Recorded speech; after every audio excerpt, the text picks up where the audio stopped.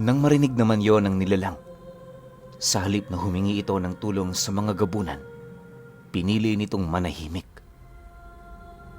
Naglakas loob din yung sumilip sa hagdan at pagkasilay nito sa anyo niya bilang isang diwata ng kamatayan, hindi na rin yon nagdalawang isip na magpakita sa kanya. Walang sabi-sabi, buong tapang naman yung bumaba ng hagdan hanggang sa magkaharap na sila. Nang masipat na siya nito ng malapitan, hindi naman ito maiwasang matuwa habang nagsasabi ng, Hindi talaga ako naniniwala sa mga bali-balita. Demonyong pagbabalat kayo mo, pero alam kong isa kang antingero. Hindi lang ikaw ang may malawak na karunungan pagdating sa abilidad ng mga mutya. Huwag ka nang mahiya pa. Ihayag mo na ang totoo mong anyo. dahil sa sinabi nito, ngumisi lang naman itong si Hernando, sabay sagot sa matanda ng, Alam mo na pala, bakit ikaw ang hindi maghayag nito? Hindi mo kaya, ano? Huwag kang mag-alala. Mamaya, ipapakita ko sa mga aswang na sumusunod sa'yo kung papaano kita pahirapan. Masyado na kayong salot sa lugar na ito. Pagkalahad naman niya ng mga katagang yan, agad naman niya itong sinugod, bitbit ang kanyang karit. Pagsilay naman niyang di pa na lamang ang pagitan nila, walang patid naman niya itong inundayan ng saksak hanggang sa napilitan na yung umatras. Pagsugod naman ito, napansin naman niya yung kumuha ng isang matulis na bagay na nakasuksok sa likod nito. Pag-unday naman ito sa kanya, pilit naman niya itong sinalag sa pamamagitan ng punyal ng kapatid niya. Dahil sa mga pangyayaring yon, nagkaroon ng pag-asa ang mangkukulam na mapaslang siya. Inakala kasi nitong hanggang doon na lamang ang kapangyarihan niya. Subalit, nang marinig na siya nitong magbigkas ng mga panibagong engkantasyon, doon na yon nakaramdam ng kaba. Maya-maya pa, pagbagsak naman ni Hernando ng dulo ng karit sa sahig, laking gulat na lamang ng mangkukulam nang palibutan yon ng latigong gawa sa purong hangin at apoy. Binabalutan din yon ng makapal na usok at abo, indikasyon na hindi yun basta-bastang abilidad. Hindi naglaon, pagbalot naman ito sa kabuuan ng kanyang armas, mabilis naman niyang sinugod ang mangkukulam kung saan bago pa man ito makapalag, bumauna sa kanyang depensa ang talim ng karit. Kahit hindi pangkaraniwan ang kabal na taglay nito, wala yung naging panama sa lakas ng abilidad ni Hernando. Segundo lang din ang dumaan nang mapansin nilang unti-unti nang nagkakaroon ng bitak ang harang na nagsisilbi nitong proteksyon at pangkaligtasan. Sa isang iglap, mabilis namang bumao ng karit at kasabay nito ang pagkalat ng baga sa iba't ibang parte ng ugat ng matanda. Nang matuntunan nito ang lahat ng ugat na dinaraanan ng kanyang dugo, doon na rin tumigil sa pagkilos ang kanyang katawan. Bagaman nakakapagsalita pa siya, hindi yun sapat para magkaroon siya ng panahon upang mapagaling ang sarili niya. Sa punto kasing yun, magmumula na ang pasya kay Hernando. Wala na rin itong karapatan sa kanyang katawan, kaya gustuhin man niya o hindi, susunod siya sa lahat ng sasabihin nito sa kanya. Pag-utos naman niya sa matanda na lumuhod, agad naman yung sumunod, sabay pagpag ng lahat ng nakabaong gamit nito sa katawan. Ultimo ang mga mutya nitong patay na, pinakalas din niya. Wala siyang itinarang kahit ano, nang sa gayoy maipakita niya sa mga nasasakupan nito kung papaano niya yun hinubaran.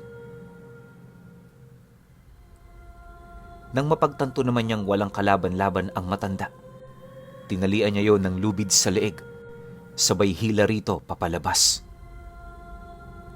Pagbukas naman niya ng pinto, tumambad sa kanya ang mga gabunan na walang kaide-ideya sa mga nangyayari sa loob. Pagsilay naman ito sa hawak niya, hindi naman yun nakapalag matapos nilang masilayan ang mangkukulam na kanilang pinoprotektahan. Maaaring kaya hindi na lumaban pa ang mga gabunan ay dahil sa alam nilang ilang beses na mas malakas ang matandang yon kumpara sa kanilang lahat. Ang naging pagkatalo nito ay nagbigay hudyat sa kanila na totoo ngang malakas ang nilalang na kanilang kaharap. Dahil sa ganoong pangyayari, kampanting nakaalis si Hernando sa lugar. Bago rin niya nilisan ng pamamahay nito, minabuti naman niyang mag-iwan ng babala ukol sa iba pang mga mangkukulam na namamahala sa bayan. Ayon sa kanya, hanggat hindi yun nalilipol, hindi rin siya titigil. Paninindak pa niya, nakalathala na sa libro ng kamatayan ng kanilang mga pangalan, kaya meron na itong otoridad para lipulin silang lahat. Nang marinig naman ng mga gabunan ang kanyang sinabi, hindi naman ito mapigilang umangil habang pinagmamasdan siyang naglalakad papalayo. Sa pagdating naman niya sa kuta nila ng kanyang kasama, nadatna naman niya itong nakaupo lang sa ilalim ng puno. Pagsilay naman ito sa kanya, agad naman itong napatayo habang gulat na pinagmamasdan ang matandang kanyang nahuli. Pagsilay naman dito ng mangkukulam, nagpumilit naman yung tumayo, sabay utos sa mambabarang na tulungan siyang makatakas. Dagdag pa nito na, kung sakali mang magawa niya ang bagay na yon, tutulungan niya itong magkaroon ng posisyon sa imperyong ipinangako ng kanilang pinuno. Nang marinig naman ng lalaki ang sinabi nito, hindi naman ito maiwasang tumawa, sabay sagot dito ng, "Kung kayo nga hindi nyo siya natalo, ano pa ang inaasahan nyo sa akin? Gusto nyo rin bang magpakamatay ako? Hindi pa ako nahihibang. Tsaka nakapili na ako ng panig na papanigan ko. Kaya pasensyahan na lang tayo." Dahil sa sinabi nito, walang patid naman ang ginawang panunumpa ng matanda na siyang naging sanhi upang patigilin niyo ni Hernando sa pagsasalita. Bago din siya nagpalit anyo, yung dalawang aswang na nauna niyang pinakalat ng istorya ukol sa kanya, tuluyan na rin niyang binawian ng buhay. Bukod kasi sa hindi na niya kailangan ng serbisyo ng mga ito, kapag hindi niya rin yun pinaslang, may posibilidad na maituro pa ng mga ito ang kanilang pinagtataguan. Siyempre ayaw naman niya itong mangyari, sa kadahilan ng alam niyang yun na lamang ang nag-iisang lugar na malapit sa bayan. Nang mabawi na niya ang buhay ng dalawa, agad naman niyang kinalas ang pagbabalat kayo niya. Pagtambad naman ng kanyang wangis sa harapan ng matanda, nagpupumilit naman yung umangil na parabang gustong-gusto na siya nitong kitila ng buhay. Siyempre di naman yun pinansin ni Hernando dahil sa wala na rin yung laban sa kanya. Hanggat nananalaytay sa ugat nito ang mga baga, mananatili yung nasa ilalim ng kanyang nais. Makalipas pa ang ilang minutong pamamahinga, agad naman niyang kinalaga ng lalaki mula sa pagkakatali nito. Matapos naman niya itong gawin, inutusan niya itong kumuha ng baging ng makabuhay sa kakahuyang nasa likod lang nila. Nang marinig naman ito ang kanyang sinabi, dali-dali naman yung sumunod. Pagbalik nito, hawak-hawak na nito ang ilang dipa ng makabuhay habang masayang nakatingin sa matanda. Hindi naglaon. Nang may abot na yon kay Hernando, walang pagdadalawang isip naman itong hinataw sa binti nito sabay tanong dito ukol sa kinaroroonan ni Magnifico. Noong una nagmamatigas pa ang matanda, pero makalipas lamang ang 6 na oras, hindi na rin ito nakayanan ang sakit na dulot na kanyang pagpapahirap. Kahit may malakas na pangangatawa ng matanda, unti-unti na rin yung sumuko sa kanya. Bago pa man sumapit ang sumunod na araw, napilitan na nga yung umamin kapalit ng pangako niyang binitawan. Ang ginawa niya kasi para makumbinsi ang matanda, itataya niya ang buhay nito kung makikipag-ugnayan yun sa kanya. Alam niya kasing yun lang din ang nag-iisang paraan para umayon yun sa kanyang kagustuhan. Dahil sa mga pagkukunwari, nagkaroon sila ng maayos na usapan. Bagaman may malabong parte sa kwento ng matanda, kahit papaano nagbigay naman yun sa kanya ng linaw. Ayon sa naging kwento nito, kaya wala sa bayan itong si Magnifico ay dahil sa hinahanap nito ang isang sibilisasyon na nakaluklok sa norte na matagal nang naibaon sa limot ng panahon. Base sa mga nakakaalam ng istorya ukol dito, isang sikat at kilalang bayan ang lugar na yon. Maunlad ang mga taong namumuhay doon at higit sa lahat, ilang siglo ang layo ng teknolohiya nito kumpara sa ibang mga bayan.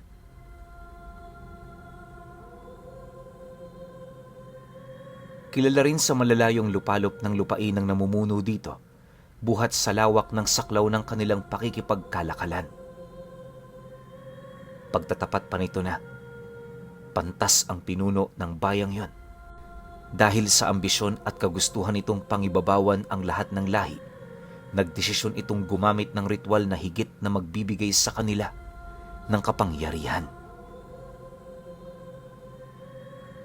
Naging matagumpay naman ang namumuno na isa katuparan nito, subalit habang tumatagal, unti-unti na siyang nawawala sa kanyang wisyo.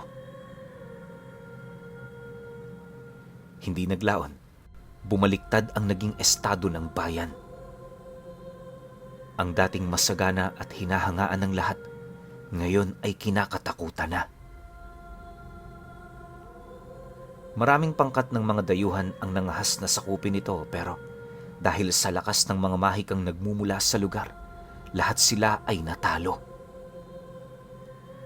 Unti-unti ring lumaganap ang kasamaan ng namamahala rito sa pamamagitan ng mga makapangyarihang ermetanyong tagapayo. Naging banta rin ang gulok na pagmamay-ari nito. Gawa ng, ayon sa mga antingerong nakaligtas sa kalupitan ng pinuno, may kakayahan ng armas nito na buhayin ang mga pumanaw nitong mandirigma.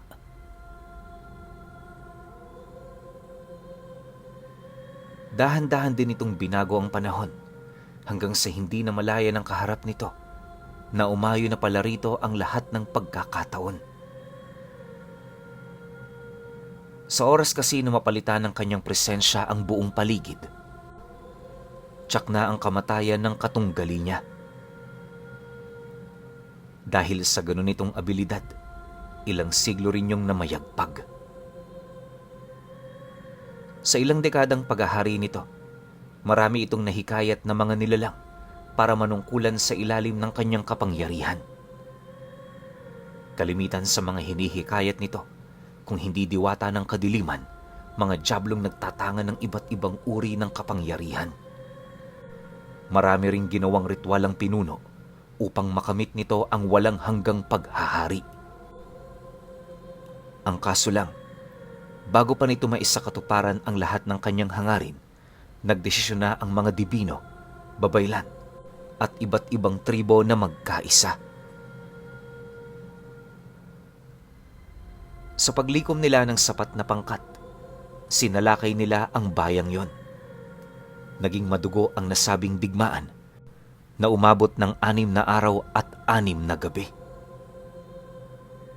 Marami ang pumanaw sa puwersa ng mga dibino, gayon din sa panig ng mga kalaban nila. Sa pagsapit ng ikahuling araw ng digmaan, lingid sa kaalaman ng pinuno, may hangganan din pala ang kanyang kapangyarihan. Makailang ulit niya na kasi noong binuhay ang kanyang mga mandirigma na siyang naging sanhi upang sumuko na ang kanyang katawan.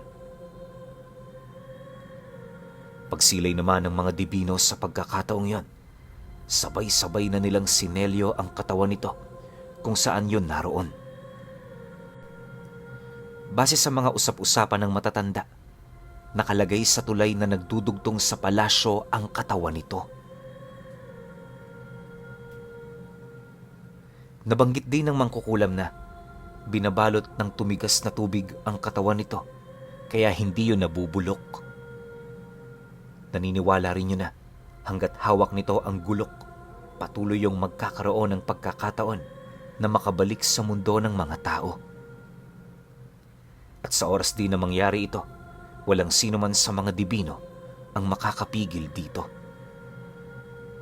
Pagtatapat pa ng mangkukulam, isa yon sa mga hakbang ni Magnifico bago bumalik sa lugar ng dibinong anghel.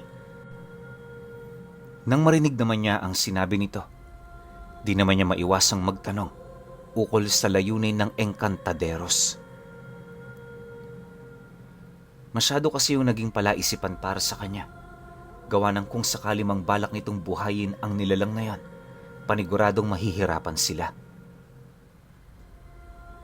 Pagkarinig naman ng matanda sa kanyang sinabi, seryoso naman yung sumagot ng,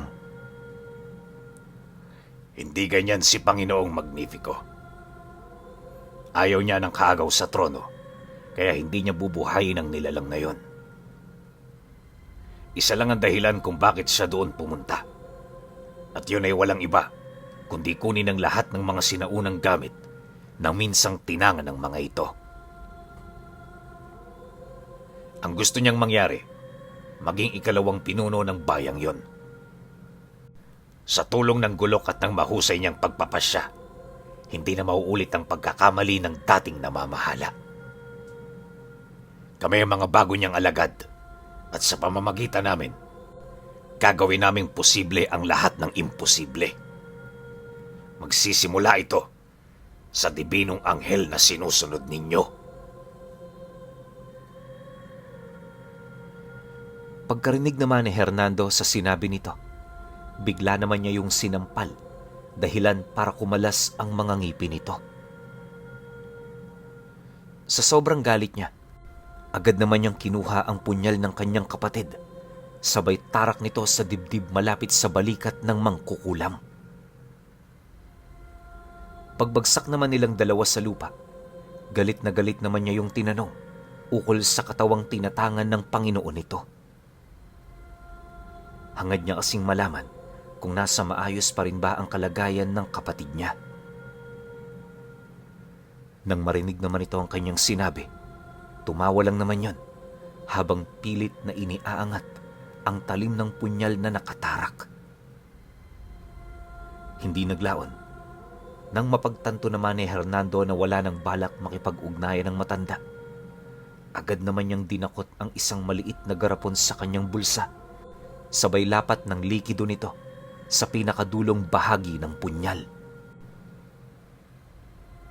Habang hindi pa dumadampi sa katawan ng nilalang ang likidong yon, mariin niya itong inabisuhan ukol sa panganib na dulot nito. Ayon sa kanya, sa oras na lumapat yon sa kanyang katawan, sapilitan nitong susunugin ang kanyang kaluluwa. Literal na mamamatay siya at ang matitira sa kanyang ulirat magpapagala-gala sa isang dimensyon kung saan purong kadiliman lamang ang makikita.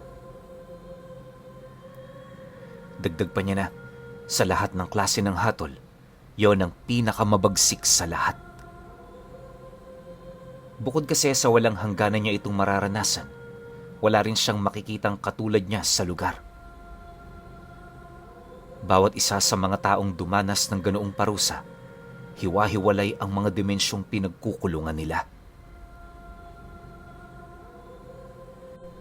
Nang marinig naman ng mangkukulam ang tungkol dito, bigla namang nanlaki ang mga mata nito, sabay sagot sa kanya ng, Huwag mong sabihin, yan ang luha ng anghel. pakiusap. Iba na lang. Wag na yan.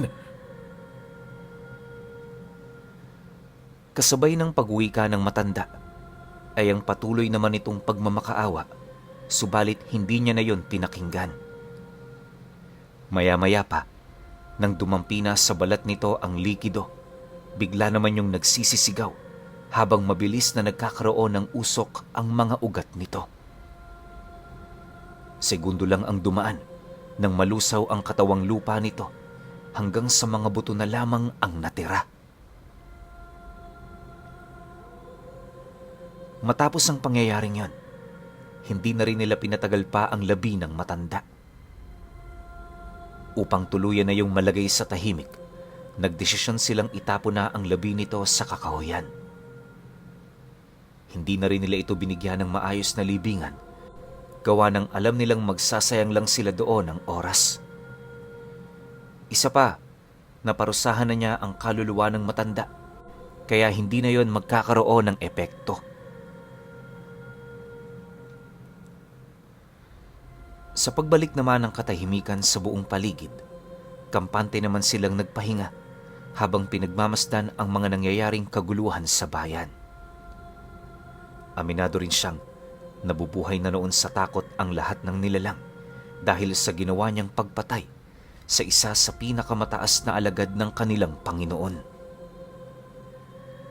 Upang hindi na rin gaanong tumindi ang tensyon, minabuti naman ni Hernando na magpalamig muna ng ilang araw. Mahalaga rin kasi ito para naman kahit papaano makapag-isip sila ng hakbang na siyang susunod nilang gagawin. Sa paglipas pa ng mga araw, namuhay sila sa gubat. Lahat ng pwedeng makain, maingat nilang inimbak. Naging madalang na rin ang pagbisita nila sa bayan, pero sa pagsapit ng dilim, parang mananalakay itong si Hernando kung makapaminsala sa mga nilalang na kanyang nakikitang nambibiktima. Walang patid niya rin itong ginawa na siya namang nagdulot ng matinding galit sa hanay ng mga mangkukulam na natitira. Dahil sa pangyayaring yon, nagkaroon ng isang patagong digmaan ang mga ito laban sa kanilang hanay. Akala ng mga mangkukulam, marami sila, kaya gabi-gabi yung nagpapakalat ng mga aswang sa buong lugar.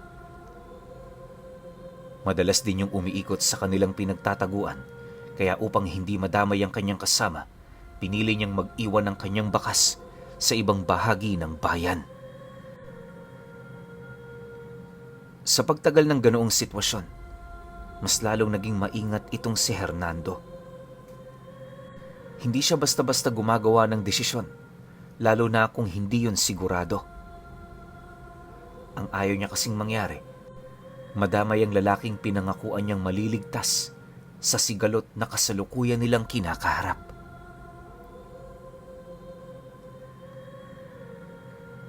Isang linggo pa ang lumipas.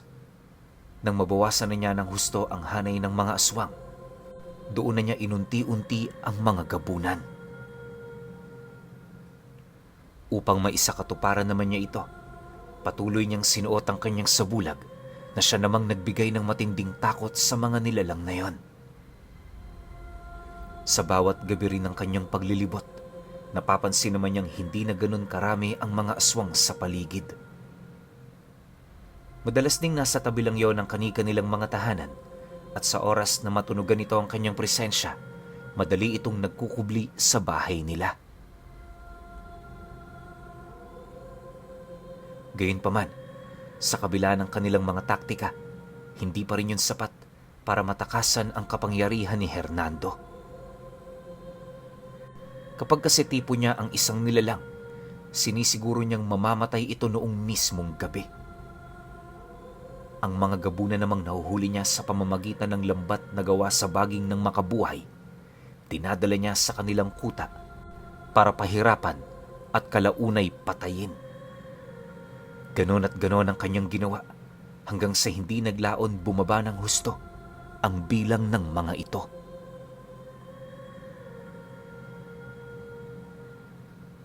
Kalakip ng mabilis na panghihina ng mga nilalang ay ang pagkakaroon naman ng magandang buhay ng mga taong naninirahan sa lugar. Sa pagdating naman ng puntong 6 na mangkukulam na lamang ang natira, yun na ang naging hudyat para magsagawa siya ng direktahang pag-atake. Bago rin nila gawin ang bagay na yon, pinag-isipan muna nila ito ng maigi nang sa gayoy hindi mabulilyaso ang kanilang plano. Pagramdam naman niyang kayang-kaya na niya ang mga ito, naglaan siya ng ilang araw para sa pagpapahinga. Makalipas ang araw na yon, kasama ang mambabarang, tumungo na sila sa sentro ng bayan. Pansamantala rin silang nakituloy noon sa matandang nakilala nila, kung kaya't naging ligtas naman ang kanyang kasama. Habang binabagtas naman niya ang daan patungo sa kinaroroonan ng mga mangkukulam, panay naman ang ginagawa niyang pagmamasid sa mga aswang na nakaluhod sa tabi ng daan. Nakasuot yon ng kulay puting kasuotan, pagpapakita ng kanilang pagsuko sa kapangyarihan ni Hernando. Nang mapansin naman niya ang ginagawa ng mga ito, agad naman niya yung ginapos ng lubid ng kamatayan upang hindi na rin ito makapumiglas pa. Bago rin niya iwan ang mga nilalang, inilahad niya rito ang isang mabilis na kamatayang igagawad niya sa mga ito. Noong una medyo tumutol pa ang mga aswang. Pero nang maipakita na niya ang pamamaraan niya ng pagpatay, napilitan na rin yung sumang-ayon sa kanyang pasya. Matapos naman ang ginawa niyang paglilinaw, kampante na siyang nagpatuloy sa paglalakad hanggang sa marating na nga niya ang pamamahay ng mga nilalang. Pagbukas naman niya ng pinto ng bakuran nito, doon na nagsimula ang kanyang pagsipol na siyang naging sanhi upang mapukaw naman niya ang atensyon ng mga gabunang nagbabantay. Pagsilay naman ito sa kanyang kinaroroonan, walang patid naman itong sumugod, dahilan para walang habas niya itong atakihin gamit ang kanyang karit. Sa bawat pagbaon naman ng talim ng punyal sa katawan ng mga ito, ramdam na ramdam ng mga gabunan ang mabilis na pagkatunaw ng kanilang laman. Sa oras din na malapatan sila ng ganoong pinsala, tiyak na rin ang kanilang mga kamatayan. Makalipas pa ang ilang minuto niyang paghataw ng kanyang karit, lahat ng 10 gabunang umatake sa kanya, bumagsak sa lugar kung saan siya nakatayo. Mabilis din ang pag-agnas ng katawan nito, hanggang sa kalaunay naging isa na itong mga kalansay.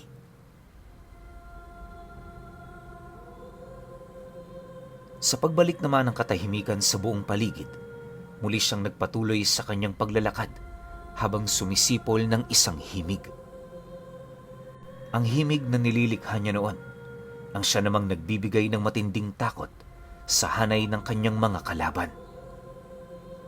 Bukod kasi sa ilang beses na nila itong narinig, alam din nila na sa oras na marinig nila ang himig, may patayang mangyayari. Pagkatok naman ni Hernando ng 3 beses sa pinto, natao naman noong walang sumagot, kaya sa pamamagitan ng abilidad ng hawak niyang mutya ng tupa, binuksan niya ang pintuang yun sa loob.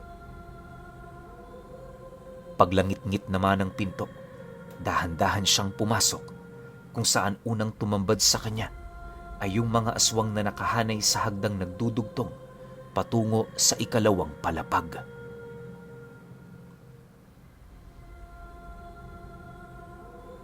Nang masipat naman niya ang mga nilalang na yan, agad naman niya itong sinindak, sabay walang habas doong pagtaga, gamit-gamit ang karit. Matapos naman niyang malipol ang mga nilalang na yan, hindi na rin siya nagdalawang isip na umakyat ng hagdan habang patuloy pa rin sa pagsipol. Sa bawat hakbang kanyang ginagawa, nakakarinig naman siya ng mga pag-usal sa itaas.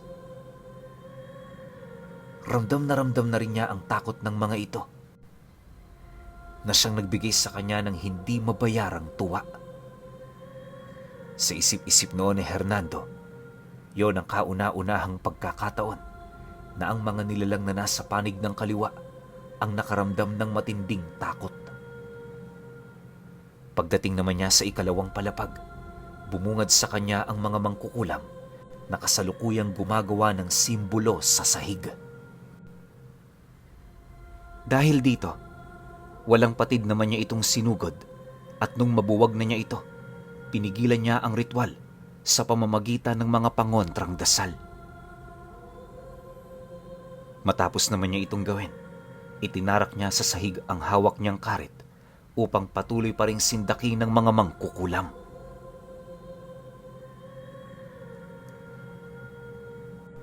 Noon ang pagkakakilala ko sa inyo, mga tao kayong nahigitan ng mga demonyo sa impyerno. Nagkamali pala ako. Kagaya rin kayo ng iba na masyadong nabulag sa pangako ng inyong pinuno. Nasaan si Magnifico? Bakit wala siya rito? Ngayong naghihirap kayo. Duwag ba ang taong yun? O sadyang kayong ginawa nitong alay para sa bayang ito? Wika niya sa mga mangkukulam. Nang marinig naman ito ang kanyang sinabi, bigla na lamang siyang natigilan nang masipat niya yung nagsingisi.